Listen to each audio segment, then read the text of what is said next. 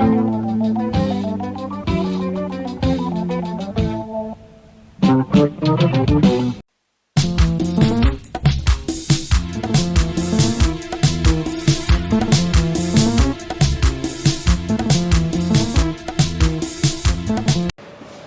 person who never made a mistake, never tried anything new in his life.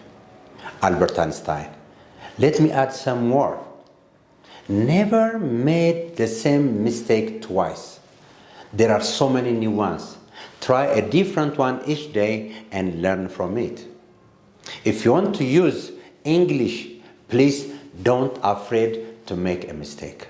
This is Fakada from Change Computer and Language School. Today we are going to discuss about the 4 minor skills in English. If you are ready, we can start. I hope you remember what we discussed in the first video about the 4 major skills. Listening, speaking, reading, and writing, which is very important to communicate with the rest of the world. So if you want to communicate, you have to use all your sense organs plus your body language. So listening, speaking, reading, and writing are, as I told you, very important. Now we are going to see the 4 minor skills, which is not very important as the 4 major skills. The 4 minor skills are, the first one is grammar, and the second one is spelling, and the third one is pronunciation, and the last one is vocabulary. See, grammar is very important, spelling is very important when you write, pronunciation is very important when you speak, and you have to add always a new words in your life in order to improve your English. Now let's see one by one in short. So grammar means the rule of the language. Every language has a rule. For example, let me give you one example in Amharic. See, Amharic also has its own rule. But Amharic's rule and English rule is not the same. That is why we make a mistake when we directly translate Amharic into English. Okay, let me give you a simple example in Amharic. እስቲ በአማርኛ ትክክለኛ የሆነ ንግግር የትኛው ነው? ለምሳሌ እንግሊዘኛ እኔ እማራለሁ ወይም እማራለሁ እኔ እንግሊዘኛ ወይም እንግሊዘኛ እኔ እማራለሁ እንግሊዘኛ የትኛው ነው ትክክል? ዋናው መግባባት ነው። ግን በትክክል ህጉን ተጠቅመን ለመነጋገር ከፈለግን ትክክለኛው አማርኛ እኔ እንግሊዘኛ እማራለሁ ነው። እኔ እንግሊዘኛ እማራለሁ። ይሄ ትክክል ነው። ስለዚህ መጀመሪያ ምንድነው የመጣው? ኦኬ ሰብጀክት የምንለው ነው። ቀጥሎ እንግሊዘኛ የምንለው ኦብጀክት ነው። እማራለሁ ደግሞ ቨርብ ነው። ስለዚህ ሰብጀክት ኦብጀክት ቨርብ ነው ህጉ። ይሄንን ኔክስት ታይም የምናወራው ነው። እስቲ በእንግሊዘኛ ይሄን ደግሞ እንተርጉመው። ሌትስ ትራንስሌት this Amharic directly into English. So what is ine means? Ine is I. English learn. See, when we translate Amharic into English, we get a big X. You cannot say in English, I English learn. So therefore, Amharic has its own rule and English has its own rule. So the correct English is I learn English. What comes first? In English, subject comes first. Then verb, then object. In Amharic, subject comes first, then object and verb. In English, subject comes first, then verb, then object. So for example, again, if you translate Amharic into English, we get wrong. Again, let's translate English into Amharic. I means እኔ ማለት ነው። learn ማለት እማራለሁ። English means እንግሊዘኛ። So I learn English directly ስንተረጉመው እኔ እማራለሁ እንግሊዘኛ ትክክል አይደለም። ስለዚህ አማርኛን ወደ እንግሊዘኛ when you translate Amharic into English you get wrong, and again when you translate English into Amharic again we get X. So don't translate Amharic into English or don't translate English into Amharic as it is, because we have different rules. If you want to use the language properly and correctly, we have to know the rules. And we learn these rules in grammar. If you want to study the rules in grammar, we divide it into two. One is parts of speech and the other one is tense. And what is tense means the time in which the action takes place. We are going to see this one by one next time. And the second one is spelling. So spelling is also very important when we write. So there are different spelling rules. Let's try to see this one by one. You see, sometimes we have spelling problems when we write because it has different rules in English. For example, if you want to change the singular noun into plural noun, we have to add S, as you know. For example, let's say book is written here. So I can say he has 4 books. We add only S. For example, book is written here. I can say I have 9 books. So we simply add S. But if it is books, we have to write EX. I have 3 boxes. If you say baby, I have 2 babies. We have to add Y and add IES. So officially, okay, if you want to make wife into plural, okay, we have to add wives. We omit FE and we add VES.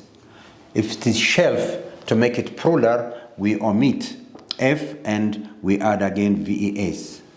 Sometimes we don't add ES. For example, child, children. You see, there are different spellings when we change the singular noun into a plural noun. We are going to see these rules in detail next time. Again, also in simple present tense. So don't worry about tenses, but simple present means something that happen again and again. So, for example, for third person singular, we add S on verbs. Third person singulars are what? The he, she, and it. They are called third person singular. So when we use a third person singular, we have to add S. For example, I can say he works in a bank. Okay? I work in a bank, he works in a bank. I speak English, he speaks English. Not only S on third person singular. You can say he watches a film. So we have to add ES. And she washes her clothes. We have to add again ES. He carries his mobile. So we have to omit Y and we have to add IES. She always tries. So I have to add IES by omitting Y. So therefore, sometimes we add S, sometimes we add ES, sometimes we add IES. For example, when you come to do, I do my homework, he does. We have to add. He goes to school, he goes. I do my homework, he does his homework. We have to add ES. I go to school, he goes to school. So what is the reason? Because there is a spelling rule. Let me tell you one rule, but we are going to discuss this next time. If a verb ends with S, SH, CH, O, X, okay, we add always ES. There is also another rule we are going to discuss this next time. This is only to show you that spelling has a rule. Let me give you one more example. In present continuous tense, we add ing on verbs. For example, I can say I'm reading, so you simply add ing, no problem. But if you say I'm swimming, you don't have to add ing. We have to first double the M and then add ing. He's coming. To write ing on come, we have to omit E and add ing. These are the different spelling rules that we are going to discuss when you come to present continuous tense. How about in simple past? In simple past, for example, I called him, so I have to add ed, no problem here for regular verbs. He admitted his problem. So instead of, before we add ed, we have to add another t. He stopped the car. So you don't have to add ed, but you have to add p before ed. There is also one more, you see. When we compare things, we use an adjective. Adjectives are very important to describe noun and also used to compare. I can say, we can add to compare two things with AR or AST with a superlative. So we're going to discuss also these things. But for today's spelling rule, I can say this room is colder than that room. We add AR, no problem. And this room is the coldest room. Again, the coldest, we add AST. But when you come big, okay, we don't have to add AR. We have to add G before, okay? He's bigger than me, so we have to make double G and AR. He's the biggest boy in the class, so we can write the biggest. We have to add double G and then AST. Therefore, spelling rules are very important. So the 4 minor skills are grammar, spelling, pronunciation, and vocabulary. So we have to study all the rules in order to understand or in order to use the English language properly. Let's come to the pronunciation.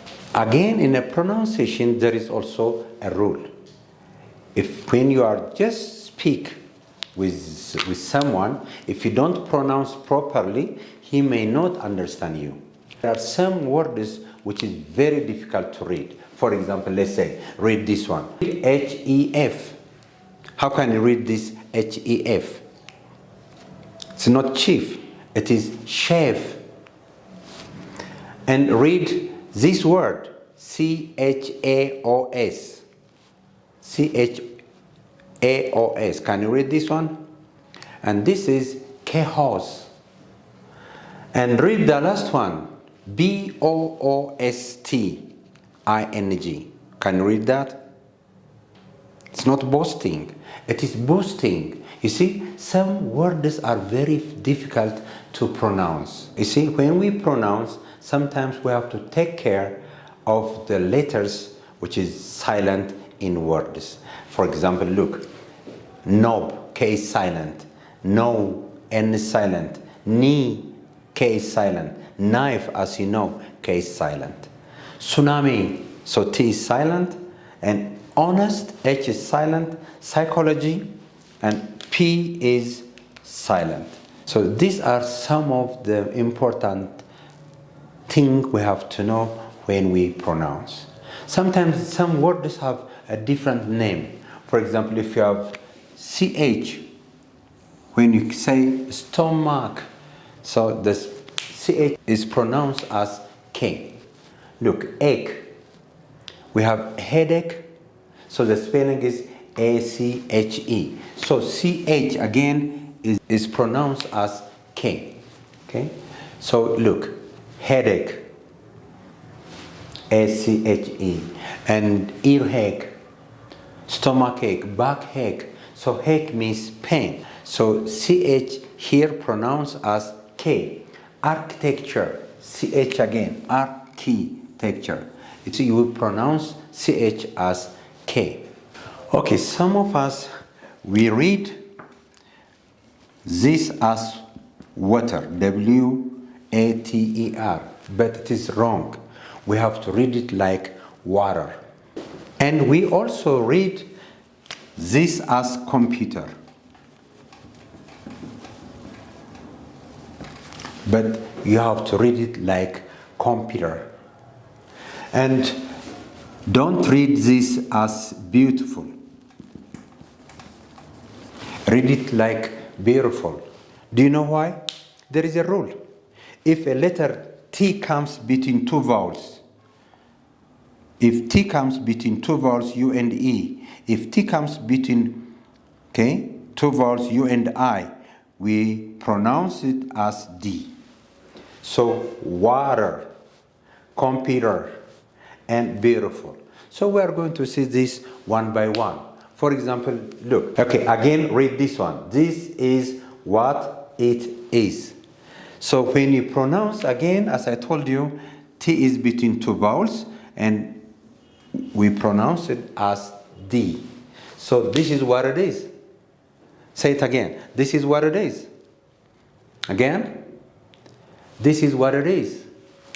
Look, can you read this one? Do you know what I am saying? So look again. This T comes between two vowels and I, and we pronounce it as D. And you can read it. Do you know what I'm saying? Do you know what I'm saying? Say it. Do you know what I'm saying? So therefore, pronunciation is very, very important to communicate. Otherwise, we misunderstand each other. The last point is vocabulary. Vocabulary means just any word. If you have 3 or 4 new words each day, your English will be better. You see, better.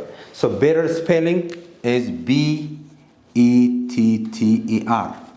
So between two vowels, I can read it like D, better. So your English will be better. So promise that every day try to have at least 3 new words. So let me give you at least 4 new words to you.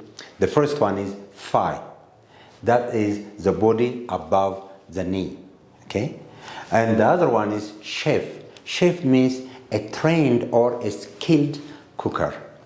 And chaos means total confusion or out of order. That is known as chaos. There is chaos outside, means don't go out. There is a total confusion. And the last one is boost. Boost means to improve or to increase. So try to refer this in the dictionary and try to do some exercise in it. As I told you last time, I will give you minimum 1 advice every day, which is very important to our daily life. And 2 idioms. So let's see this one and then we'll finish today's discussion. As I told you in the beginning, don't afraid to make a mistake. There is a difference between make and sin. Sin means the offensive of breaking religious or moral law. That's known as hatiyat. But mistake is just stated, only to be wrong. And you can learn from your mistake. So always don't afraid to make a mistake when you use English. But never make the same mistake twice. There are so many new ones. Try a different one each day and learn from it. So I wrote it here. So never make the same mistake twice. There are so many new ones. Try a different one each day and learn from it.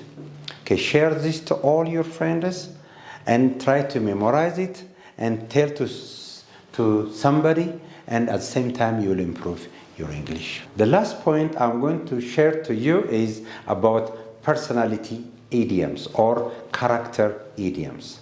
The first one is stingy or cheapskate. Cheapskate means a person who doesn't like to spend money at all. Just qatari, stingy. He doesn't like to spend at all. And that is known as cheapskate. So I wrote it here to you. Someone who hates money at all, even when spending is necessary. He doesn't want. And the second one is the positive personality, which is man of the words or woman of her words. These are the positive one. There are some people, man of his word, and we can say woman of her words. So those are a person you can trust them because they tell the truth and keep their promise. So please try to be the man of your words or the woman of your words. So this is very important. Use them, okay? But don't be cheapskate or stingy, okay? Or don't be extravagant. Just be in between, okay? So this is for today. Thank you for watching. And as usual, if you have any comment, do, okay, in the comment section. So next time we are going to start the new topic about a sentence, which is very important. Don't miss it. Have a great time. Thank you so much.